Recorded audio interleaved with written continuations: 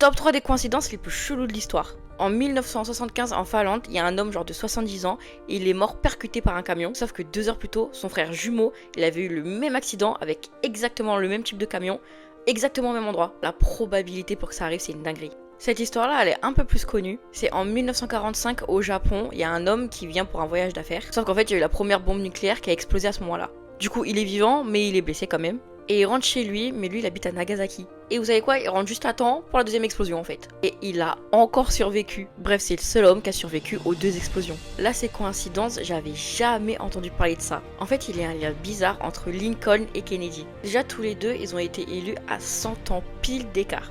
Tous les deux, ils ont été tués de la même manière avec une balle dans la tête et un vendredi tous les deux. Le président juste après eux, il s'appelait Johnson pour les deux.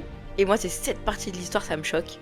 En gros, Lincoln, il avait un secrétaire qui s'appelait Kennedy et il lui a dit de ne pas aller au théâtre là où il s'est fait assassiner. Et Kennedy, il avait un secrétaire appelé Lincoln qui lui a dit de pas aller à Dallas. Bref, il y a trop de coïncidences trop bizarres. Moi, celle qui me choque le plus, je crois, c'est soit les jumeaux, soit la dernière partie de l'histoire sur Lincoln et Kennedy. Toi, dis-moi en commentaire.